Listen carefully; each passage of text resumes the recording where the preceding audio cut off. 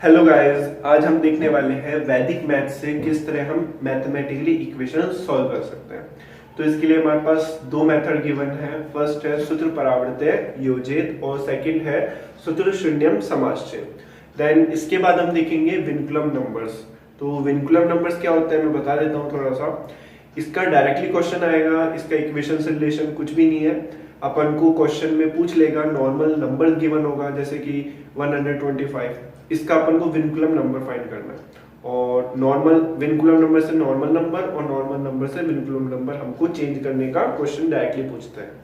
तो इसको हम लास्ट में देखेंगे। फर्स्ट मेथड है हमारा सूत्र परावर्त्य योजित। तो चलो पहले फर्स्ट मेथड देख लो। क्या कह रहा है फर्स्ट मेथड? इसमें अपन को करना कुछ भी नहीं है। क्वेश्चन अपन को सीधा सीधा गिवन होगा। जैसे कि हमारे पास 8 क्वेश्चन है, यहाँ पर हमारे पास कुछ वेरिएबल है और कांस्टेंट है। हमको वेरिएबल्स की वैल्यू फाइंड करनी है। मतलब अगर x है तो x की वैल्यू फाइंड करो, y है तो y की वैल्यू फाइंड करो। तो मैथमेटिकली तो हम डायरेक्टली कर सकते हैं, इसका ट्रांसफॉर्मेशन करो एंड प्लस माइनस का ध्यान रखो और x की वैल्यू डायरेक्ट फाइंड कर दो। लेकिन अगर अपन को वैदिक मैथ से इसको फाइंड करना है, जैसे यहाँ पर अपने पास फर्स्ट और सेकंड क्वेश्चन देखो, इसमें हमारी ये वाली कंडीशन लग रही है। यहाँ पर हमारे पास 4 केसेस है, first, second, third and fourth. First case है, इसमें अगर हमको कुछ क्वेश्चन में ऐसा इक्वेशन बनी हुई दिख रही है ax plus b equals to cx plus d, then हमको यूज करना है x की वैल्यू फाइंड करने के लिए ये वाला फॉर्मूला। क्या है? x equals to d minus b upon a minus c। तो फर्स्ट और सेकंड क्वेश्चन में ये लग रहा है। जैसे मैं फर्स्ट क्वेश्चन करके बता रहा हूँ, हमको क्या इसमें x की वैल्यू फाइंड करनी है। तो फॉर्मूला क्या है हमारा? d minus b, यानी कि 10 minus b कितना है? -14 और a minus c 13 minus 9। तो आंसर क्या आ गया? 24/4, तो 6। तो हमारा फर्स्ट वाले क्वेश्चन है, इसका आंसर क्या आ रहा है? 6। ठीक है, तो मैंने किया कुछ भी नहीं है, सिर्फ मेरे को फॉर्मूला लर्न था और मैंने इसका जो फर्स्ट केस है उसको पहचान लिया और फॉर्मूला पुट कर लिया, हमारा वेरिएबल आ गया। ओके, तो क्वेश्चन नंबर तुम खुद ट्राई करना, इसका आंसर में भी 4 आएगा। ठीक है, देन नाउ क्वेश्चन नंबर 3 देखो। क्या है? 2x plus 1 upon 3x plus 4 equals to 1/3। ये इधर हमारा केस नंबर सेकंड लग रहा है, बट यहाँ पर है ax plus b upon p और cx plus d upon q। लेकिन ऐसा हमें कुछ दिख नहीं रहा, तो क्या हम इसको इस फॉर्म में कन्वर्ट कर सकते हैं? बिल्कुल। क्या मैं इसको ऐसे लिख सकता हूँ? 2x plus 1 upon 1 equals to 3x plus 4 upon 3। इसको मैंने इधर रख दिया और इसको मैंने इधर रख दिया, तो मेरा ये वाला फॉर्म बनकर आ गया। अब क्या करना है अपन को? ये वाला फॉर्म दिख गया तो वेरिएबल की वैल्यू फाइंड करने के लिए हम ये वाला फॉर्मूला लगाएंगे। क्या है? dp minus dq, dp minus dq। तो देखो यहाँ पर d कितना है? 4 into p minus dq, b यानी 1 इंटू 3। फिर क्या है? aq माइनस cp, तो a कितना है? 2, q कितना है? 3 माइनस cp, c कितना है? 3 इंटू p1। अब इसको सॉल्व कर लो, क्या आ गया? 4 minus 3 upon 6 minus 3, तो आ गया आंसर 1/3। तो थर्ड वाले का आंसर क्या आ रहा है? 1/3। करना कुछ भी नहीं था, बस केस और क्वेश्चन को मैच कराना है और मैच करा के फॉर्मूला ले आना है। ठीक है, फॉर्मूला लगाओ, हमारा वेरिएबल का वैल्यू आ जाएगा। तो क्वेश्चन नंबर 4 भी हमारा सेकंड केस लग रहा है। क्वेश्चन नंबर 5, 6 में हमारा थर्ड केस लग रहा है। दिख रहा है x plus a into X plus B, यहाँ पर x plus 7 into X plus 9। तो अगर ऐसा केस आ रहा है तो हम ये वाला फॉर्मूला लगाएंगे। क्वेश्चन नंबर 7 और 8 देखो, इसमें हमारा केस नंबर 4 लग रहा है। तो अपन को सिर्फ क्वेश्चन को पहचानना है और फॉर्मूला लगाना है। बाकी इस मेथड में कुछ भी नहीं है। 4 फॉर्मूले, 4 केसेस लर्न करना है और क्वेश्चन में हम उनको डायरेक्टली पुट करके वेरिएबल निकालना है। ठीक है, तो हमारा फर्स्ट मेथड तो काफी इजी था। अब देखते हैं सेकंड मेथड, जिसका नाम है शून्यम समाश्चय। इसमें हमारे पास टोटल 6 यूजेस है, तो हम एक एक करके उनके यूजेस पढ़ेंगे। ओके, सो गाइस, सूत्र शून्यम समाश्चय का जो फर्स्ट केस है वो क्या कह रहा है, ध्यान से समझना। If x has the common factor both side then x equals to 0। मतलब हमारे पास क्वेश्चन में जितने भी टर्म होंगे या तो उसमें x कॉमन हो, x या फिर अपन किसी भी वेरिएबल की फाइंड कर रहे हो, चाहे x y z कुछ भी हो सकता है। जैसे कि फर्स्ट क्वेश्चन देखो, यहाँ पर क्या है? 12x plus 3x equals to 4x plus 5x। यहाँ पर इधर भी x की टर्म है, दोनों टर्म में x कॉमन है, इधर भी दोनों टर्म में x कॉमन है। देन जब भी हमको कुछ ऐसी सिचुएशन दिखे तो हमारा जो आंसर होगा या फिर जो वेरिएबल होगा उसकी वैल्यू ऑलवेज 0 होगी। ठीक है, तो ये हमको हमेशा लर्न रखना है। देन क्वेश्चन नंबर 2 देखो, यहाँ पर भी x के साथ जो टर्म है x+1 और x+1, ये टर्म कैसी है? कॉमन टर्म है। हमारा जब केस ये कह रहा है कि x has a common factor, मतलब x के साथ जो भी जुड़ा हुआ होगा, चाहे वो मल्टीपल में जुड़ा हुआ है या फिर वो एडिशन सब्ट्रैक्शन में जुड़ा हुआ है, तो अगर वो बोथ साइड सेम है, कॉमन है, देन उसका आंसर हमेशा क्या होगा? 0। तो यहाँ पर x+1 है तो x+1 इक्वल्स टू क्या होगा? 0। मतलब x की वैल्यू 0 नहीं है, जो फैक्टर है उसकी वैल्यू 0 है। तो हमारा आंसर क्या हो गया? x equals to -1। Okay, third question देखो, यहाँ पर ये वाली टर्म चारों टर्म के अंदर x-1 कॉमन है। x-1 कॉमन मतलब x की कोई भी टर्म या x का कोई भी फैक्टर वो कॉमन आ गया तो हमारा आंसर यानी जो फैक्टर होगा वो इक्वल होगा किसके? 0 के। मतलब हमारा आंसर क्या आ गया यहाँ पर? 1। तो देख लो, अगर अपन नॉर्मल मैथमेटिकली इसको सॉल्व करते तो पहले इसको इससे मल्टीप्लाई करते थे, इधर मल्टीप्लाई करते थे, फिर x की टर्मों को उधर ले जाते थे, फिर कोई इक्वेशन बनती थी जिसमें अपन कोई मेथड यूज करके कटिंग करते, जैसे आता है ना एलिमिनेशन मेथड, सब्स्टिट्यूशन मेथड, वो मेथड लगा सकते हैं। तो बहुत लंबा हो सकता था, लेकिन यहाँ पर अपन को डायरेक्टली आंसर 1 आ गया। ठीक है, तो केस नंबर 1 क्या है? अगर किसी भी इक्वेशन में x का कोई कॉमन फैक्टर आ रहा है तो वो कॉमन फैक्टर इक्वल होगा किसके? 0 के। ठीक है, तो चलो केस नंबर 2 देखते हैं। आई होप केस नंबर 1 आप समझ गए होंगे। सो गाइस, केस नंबर 2 क्या कह रहा है? If independent term of both side are same then x will be 0। It's mean अगर किसी क्वेश्चन में हमको क्या देखना है? उसकी कांस्टेंट टर्म को देखना है। अगर वो इक्वल हो, जैसे कि इधर देखो फर्स्ट क्वेश्चन में अगर तुम सिर्फ कांस्टेंट टर्म को देखो, यहाँ पर 1 है, प्लस है, 3 है, मतलब टोटली 4 है। कांस्टेंट टर्म को अगर अपन सॉल्व करें तो आंसर क्या आ रहा है? 4। और सेकंड साइड आरएचएस में भी कांस्टेंट टर्म क्या है? 4। मतलब बोथ साइड जो कांस्टेंट टर्म है वो 4 है, देन इसका आंसर क्या होगा? ऑलवेज 0। क्लियर है? चाहे तुम इसको सॉल्व कर लेना, प्लस माइनस मल्टीप्लाई कर लेना, x की वैल्यू फाइंड करना, x 0 ही आएगा। ठीक है, क्वेश्चन नंबर 2 देखो, यहाँ पर 1 और 9 दो कांस्टेंट टर्म है और आपस में क्या हो रही है? मल्टीप्लाई। तो 9 1 जा 9 और इधर भी 3 आपस में मल्टीप्लाई हो रहा है, तो 3 3 जा 9, मीन इधर भी 9 इक्वल्स टू 9 यानी कांस्टेंट टर्म इक्वल है, तो इसका आंसर भी x इक्वल्स टू 0 होगा। क्वेश्चन नंबर 3 में देखो, 3 और 5 8 और 4 12 और इधर 6 2 जा 12, मतलब जो कांस्टेंट टर्म है वो 12 है, देन x इक्वल्स टू 0। यहाँ पर भी हो गया क्योंकि 12 इक्वल्स टू 12 है। तो केस नंबर 2 और भी इजी है, यहाँ पर वो सिर्फ कांस्टेंट टर्म को देखना है। ठीक है, सो गाइस ये है केस नंबर 3। क्या बोल रही है?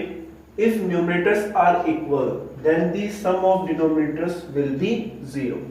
अगर किसी क्वेश्चन में हमको जो उसकी न्यूमरेटर है वो सेम है, फर्स्ट तो ये देखो यहाँ पर इस केस में अपन को इक्वल के एक साइड को ही सॉल्व करना है, बोथ साइड में हम यहाँ सॉल्व नहीं करेंगे। यहाँ अपन को सिर्फ वही क्वेश्चन देखना है जहां पर जो हमारे फ्रैक्शंस है वो कैसे हो? एक ही साइड हो, या तो एलएचएस या आरएचएस इक्वल में 0 हो सकता है, बट सॉल्विंग अपन को एक ही साइड में करनी है। ओके, तो एक तो इसकी फर्स्ट कंडीशन थी। सेकंड कंडीशन में अपन ने ये देख लिया कि इसके जो न्यूमरेटर्स है वो क्या है? इक्वल है। यहाँ पर 1 1 m m 1 1 5 और 5। देन जो हमारा सम ऑफ डिनोमिनेटर्स होगा, जैसे कि फर्स्ट वाले क्वेश्चन में x प्लस a और x प्लस b का सम, x प्लस a और x प्लस b का सम वो क्या होगा? 0। तो इसको सॉल्व कर लो, हमारा आंसर आ जाएगा। क्या है? 2x equals to a plus b और x equals to minus a plus b upon 2। ये हमारा आंसर हो गया, ये हमारे वेरिएबल की वैल्यू है। ओके, क्वेश्चन नंबर 2 3 4 सेम है। मैं एक और करके बता देता हूँ। क्वेश्चन नंबर 3 देखो, सेम है हमारा न्यूमरेटर, तो जो डिनोमिनेटर है उसका सम होगा, मतलब x प्लस 4 और x माइनस 6 क्या होगा 0। इसको सॉल्व करना है, क्या आ जाएगा -2, तो 2x equals to -2, x equals to -1। ये आ गई हमारी x की वैल्यू। तो ये था हमारा केस नंबर 3। देखो जो वैदिक मैथ्स है ये काफी शॉर्टकट ट्रिक बता रही है अपन को, यहाँ पर इक्वेशंस को इजीली सॉल्व कर सकते हैं यहाँ पर। ओके, सो गाइस ये है केस नंबर 4। इतना बड़ा है तो देखिए घबराना नहीं है, बहुत इजी है, ध्यान से समझो एक बार। If the sum of numerators of both sides and the sum of denominators of both sides are equal or in a certain ratio, then the sum of any one is equal to 0। करना क्या है अपन को, पहले तो सम निकालना है both side numerator का। अब यहाँ पे मैंने बोथ साइड बोला है, मतलब LHS भी है और RHS भी है। केस नंबर 3 में हमारे पास सिर्फ एक साइड सॉल्व करना था, तो यहाँ पर हम सीधा देख सकते हैं कि यहाँ पर हमारा केस नंबर 3 तो लग ही नहीं सकता, और जो हमारा न्यूमरेटर है वो भी सेम नहीं है, तो यहाँ पर केस नंबर 4 लग रहा है। अब करना क्या है, सम ऑफ न्यूमरेटर निकालना है। चलो निकालो, न्यूमरेटर का सम करो, 2x और 2x कितना हो गया 4x, 3 और 5 कितना हो गया 8। तो ये तो आ गया sum of numerator. Sum of denominator देखो इसका कितना है, 2x और 2x 4x, 5 और 3 8, इक्वल आ रहा है, मतलब केस 4 हमारा लग रहा है। तब क्या करना है अपन को, किसी भी एक सम को, then the sum of any one, किसी भी एक के सम को हम इक्वल रखेंगे किसके, 0 के। तो रख लो 4x प्लस 8 इक्वल्स टू 0 रखा, तो हमारा x की वैल्यू आ जाएगी। क्या आ रही है x की वैल्यू यहाँ पर, x इक्वल्स टू -8/4 यानी कि -2 हमारे यहाँ पर वेरिएबल की वैल्यू है। ठीक है, क्वेश्चन नंबर 2 देखो, मैंने बोला ना या तो इक्वल होना चाहिए या फिर किसी रेशियो में होना चाहिए। रेशियो का मतलब अगर न्यूमरेटर का 1 आ रहा है, इसका 2 आ रहा है तो भी ठीक है, इसका 1 आ रहा है, इसका 3 आ रहा है तो भी ठीक है, आ तो एक फिक्स रेशियो में रहा है। तो रेशियो में आने से भी फर्क नहीं पड़ेगा। जैसे देखो सम ऑफ न्यूमरेटर देखते हैं, क्या आ रहा है 3 और 1 4x plus 5। Some of denominator देखो 6 और 2 8x और 7 और 3 10 आ रहा है ना, इसका डबल आ रहा है, तो 1:2 में आ रही है। 4 2 8 5 2 10। तभी भी हम क्या करेंगे, इन दोनों में से किसी को भी 0 के इक्वल रख लेंगे, तो आंसर सेम ही आएगा। जैसे 4x प्लस 5 इक्वल्स टू 0 रखो, तो 5 उधर जाके माइनस हो जाएगा, 4 इधर जाके डिवाइड हो जाएगा, तो x की वैल्यू क्या आ गई -5/4। तो देख लो कितना इजी है, बस एक बार अपन को ये मेथड समझ में आ जाए। सो गाइस केस नंबर 5 देखो, यहाँ पर क्या करना है अपन को, if the difference between numerator and denominator of both side, मतलब किसी भी साइड, चाहे LHS ले लो चाहे RHS ले लो, दोनों में न्यूमरेटर और डिनोमिनेटर का अपन को डिफरेंस निकालना है। ऐसे नहीं इनका डिफरेंस, जैसे पहले में हम इन दोनों का एडिशन कर रहे थे तो न्यूमरेटर का डिफरेंस कर दो ना, न्यूमरेटर एंड डिनोमिनेटर का डिफरेंस या तो इक्वल होना चाहिए या फिर फिक्स रेशियो में होना चाहिए। तो जैसे LHS के लिए देखो एक बार, LHS में अगर मैं न्यूमरेटर और डिनोमिनेटर का डिफरेंस निकाल रहा हूं तो क्या आ रहा है, 3 में से 2 गया कितना बचा x, 4 में से 1 गया कितना बचा 3, तो आंसर आया x प्लस 3। RHS के लिए देखो, x में से 2x, अपन को डिफरेंस फाइंड करना है, तो डिफरेंस बड़े में से छोटे का माइनस करना होता है, तो मैं इसको बड़ा ले रहा हूं, इसमें से इसको माइनस कर रहा हूं, तो 2x में से x गया कितना बचा x, और -5 में से -8 गया, मतलब -5 एंड -8, तो कितना हो जाएगा +8 यानी कि 3। तो इधर भी x प्लस 3 आ रहा है, इधर भी x प्लस 3 आ रहा है, तो किसी को भी 0 के इक्वल रख लो, तो यहां से x की वैल्यू क्या आ रही है -3। इजी था। क्वेश्चन नंबर 2 देखो, यहां पर फिर से सेम करना है, LHS में डिफरेंस फाइंड करो, 3 में से 1 गया तो 2x, और -2 में से -8 गया तो कितना आ गया प्लस का 8 और माइनस का 2 यानी कि 6, तो आ गया प्लस का 6।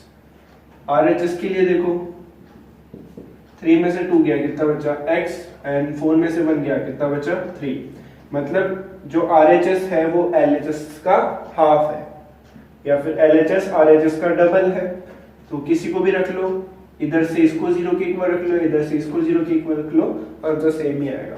तो इधर से भी आंसर -3 आ रहा है, इधर से भी आंसर -6/2 यानी कि -3 ही आ रहा है। ठीक है।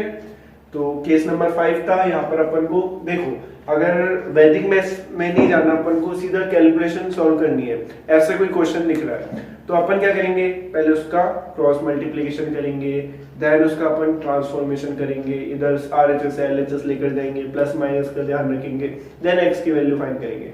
बट अगर आपको वैदिक मैथ्स की ये वाले मेथड्स पता हो, अपन को थोड़ी बोलना है वहां जाके नहीं भाई मैंने तो वैदिक मैथ्स से किया है ना, ये तो सिंपल ट्रिक है, अपन ने ट्रिक लगाया और हमारा आंसर फटाफट आ रहा है, रिजल्ट फटाफट आ रहा है, तो क्या दिक्कत है। हाँ, अगर अपन कंपटीशन एग्जाम की प्रिपरेशन कर रहे हैं तो वहां पर तो ऐसे कई क्वेश्चन आएंगे जहां पर अपन को कुछ सेकंड्स में आंसर निकालने की जरूरत होती है, तो वहां पर भी काफी काम आएंगे। तो इनको तुम ऐसा मत समझो कि हाँ की तरह आज की क्लास में अपन को सिर्फ ये समझना है, खास तौर पे इस मेथड में इसके जो 6 केसेस है उसमें कि क्वेश्चंस को फटाफट कैसे सॉल्व करना है, मैथ्स हमको कैसे इंक्रीज करनी है, उस तरह से इसको समझो आज। ओके, केस नंबर 6 देखो गाइस, यहाँ में मैंने अभी स्टेटमेंट नहीं लिखा है, मैं क्वेश्चन के साथ स्टेटमेंट समझा रहा हूँ, ठीक है।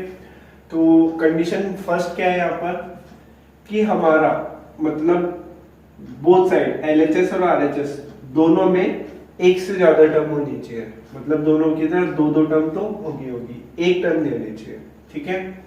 तो फर्स्ट केस तो ये हो गया more than one term in both side, ठीक है। सेकंड केस क्या होना चाहिए कि इनका जो न्यूमरेटर होगा बोथ साइड में सभी का जितनी भी टर्म होगी सबका जो न्यूमरेटर होगा वो क्या होना चाहिए, इक्वल, मतलब each numerator will be same.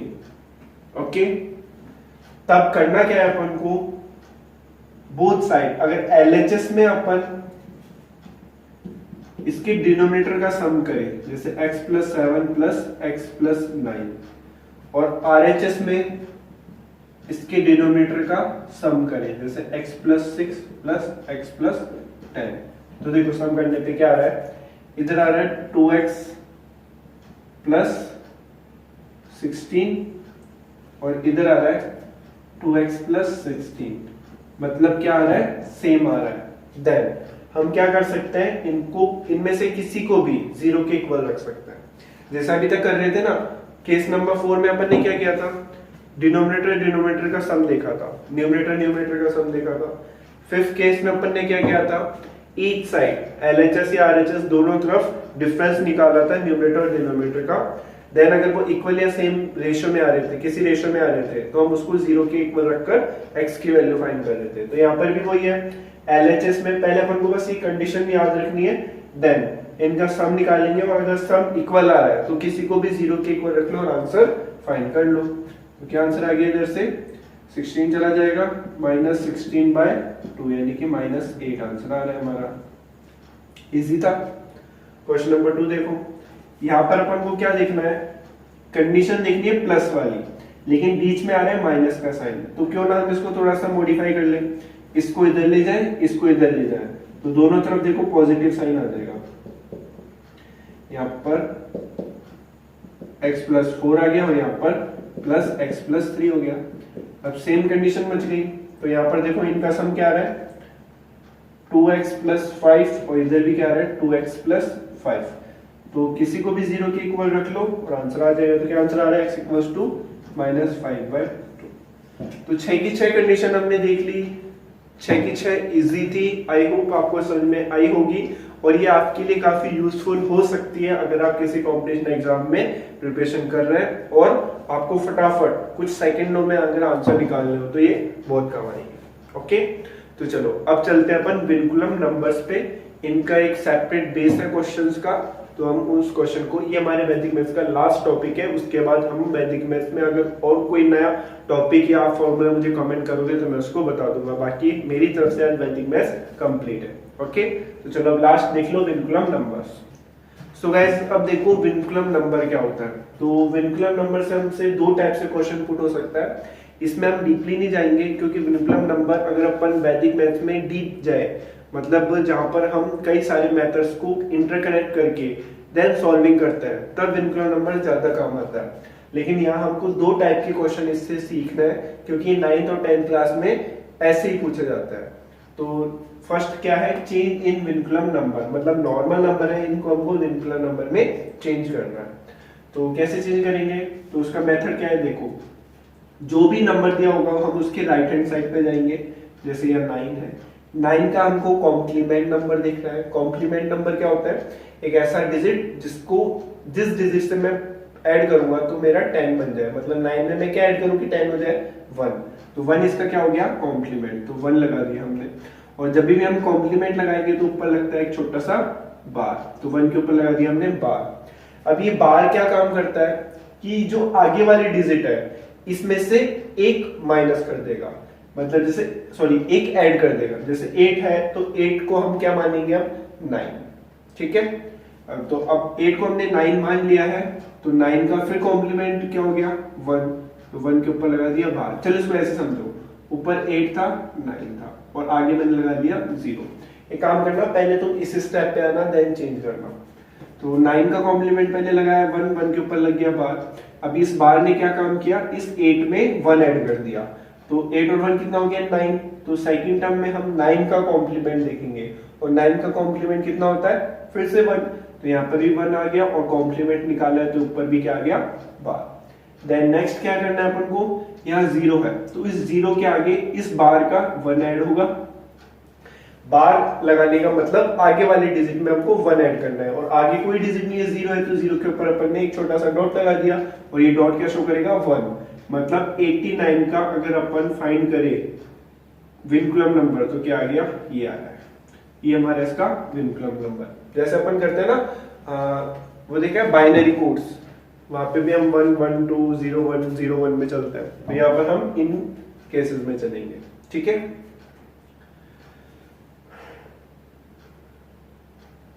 तो अब देखो क्वेश्चन नंबर 2, यहां पर भी सेम वही करना है। 8 तो पहले अपन ने लिख लिया 8 7 8 और आगे 0 लगा लिया, तो 8 का कॉम्प्लीमेंट क्या हो गया, 2, 2 के ऊपर लगा दिया हमने बार। तो ये 7 के साथ ऐड हो गया 1, तो क्या हो गया 8। तो 8 का कॉम्प्लीमेंट फिर से 2, तो 2 के ऊपर फिर से बार लग गया। फिर 8 और 1 9, 9 का कॉम्प्लीमेंट 1, तो 1 के ऊपर फिर से बार लग गया, और इस 0 के ऊपर जाके डॉट लग गया, तो ये क्या बन गया 1। तो हमारा आंसर आ गया ये। ओके, क्वेश्चन नंबर 3 देखो, फिर से एक बार इसको लिख लो, 0 9 6 8 7, 7 का कॉम्प्लीमेंट 3, 3 के ऊपर लग गया बार। ये हो गया 8 और 1 9, 9 का कॉम्प्लीमेंट 1, तो 1 के ऊपर लग गया फिर से बार। ये हो गया 6 और 1 7, 7 के ऊपर 7 का कॉम्प्लीमेंट 3, 3 के ऊपर फिर बार। यहाँ कितना है 9, 9 और 1 10, 10 के ऊपर 10 का कॉम्प्लीमेंट 0, तो 0 के ऊपर कुछ भी बार वगैरह कुछ नहीं लगता है, बस इस 0 के आगे जाके डॉट जरूर लग जाएगा।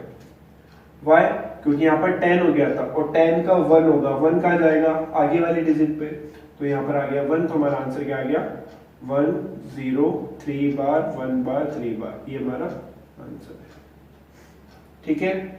नेक्स्ट देखो, ये कर लेते हैं 0 6 5 7 8 लिख लिया, 8 का कॉम्प्लीमेंट बार 2, ये हो गया 7 और 1 8, फिर 8 का कॉम्प्लीमेंट 2 फिर से बार, 5 और 1 6, 6 का कॉम्प्लीमेंट 4 बार, 6 और 1 7, 7 का कॉम्प्लीमेंट 3, 3 के ऊपर बार, और 0 के ऊपर आगे 1 लग जाएगा, तो ये आ गया 1 3 बार 4 बार 2 बार एंड 2 बार। तो ये था हमारा नॉर्मल सिंपल डिजिट से विनकुलम नंबर में चेंज करना। Okay, so guys question number 2 देखो, चेंज इन सिंपल नंबर, मतलब विनकुलम नंबर से अब अपन को सिंपल नंबर में चेंज करना है। तो क्वेश्चन 4 है, यहाँ पर भी कैसे करेंगे, राइट हैंड साइड से चलना है, लास्ट में 1 है तो 1 के ऊपर बार नहीं है, मतलब 1 का कॉम्प्लीमेंट नहीं होगा। यहाँ पे चारों क्वेश्चन में अपन ने लास्ट वाली डिजिट का भी कॉम्प्लीमेंट निकाला था और सबके पीछे बार आ रहा है, लेकिन यहाँ पर लास्ट डिजिट में बार नहीं है, इसका मतलब इस 1 का हमको चेंज कुछ भी नहीं करना है, 1 एज इट इज आएगा, ये एक अलग कंडीशन है। देन अब 2 बार है, 2 बार का कॉम्प्लीमेंट कितना हो गया 8, और जैसे यहाँ पर अपन लास्ट डिजिट में हमेशा क्या कर रहे थे, +1 ऐड कर रहे थे, तो यहाँ पर अपन को लास्ट डिजिट में हमेशा -1 करना है। तो 3 में से 1 गया, कितना बच गया 2, तो इसका आंसर आ गया 281। क्वेश्चन नंबर 2 देखो और समझ में आएगा, 2 बार है, 2 बार यानी कॉम्प्लीमेंट हो गया किसका 8 का, 8 का कॉम्प्लीमेंट हुआ और बार है, तो ये बार आगे जाके फिर से ऐड होगा, तो यहाँ पर 3 की जगह अपन क्या मानेंगे 4। तो 4 का कॉम्प्लीमेंट कितना हो गया फिर से 6 आ गया, तो यहाँ पर आ गया 4 में अपन क्या रखेंगे 5 मानेंगे उसको। तो 5 का कॉम्प्लीमेंट फिर से 5 ही हो जाता है और लास्ट वाली डिजिट आ गई। तो लास्ट वाली डिजिट में से अपन को हमेशा यहाँ क्या करना है -1। तो हमारा आंसर आ गया 1 5 6 8। Question number 3 same as it is 2 बार, यानी कि लास्ट डिजिट क्या आ गया 8 और 8 आ गया, तो यहाँ पर अपन कितना मान लेंगे 1 और 1 हो गया तो 1 का कॉम्प्लीमेंट 9, तो यहाँ पर मान लेंगे 9। यहाँ पर कितना है हमारा 3। अब कॉम्प्लीमेंट इधर से भी आया है तो इधर 4 माना जाएगा और 4 का कॉम्प्लीमेंट 6। अब आ गई लास्ट डिजिट, तो लास्ट डिजिट में अपन को 4 में से 1 माइनस करना है, तो कितना आ गया 3। तो आंसर आया 3 6 9 8। ओके, इधर देखो 9 है, 9 का कॉम्प्लीमेंट कितना हो गया 1, इधर मान हो जाएगा 5 का कॉम्प्लीमेंट फिर से 5, इधर फिर से 1 हो गया तो 1 का कॉम्प्लीमेंट 9, इधर फिर से 1 कम तो 5 में से 4 गया, कितना बच गया 4 और ये 4 एज इट इज आ गया। तो 4 4 9 5 1। यहाँ पर ऊपर कोई बार नहीं था, इसलिए यहाँ पर डायरेक्टली इधर जो इसी को अपन ने लास्ट डिजिट मान के 1 माइनस कर दिया। ठीक है, तो आई होप आपको आज की क्लास और वैदिक मैथ्स के सारे जितने भी लेक्चर हुए वो समझ में आए होंगे। एंड आए हैं तो प्लीज वीडियो को ज्यादा से ज्यादा लाइक करना है, शेयर करना है, सब्सक्राइब करना है। And thanks for watching.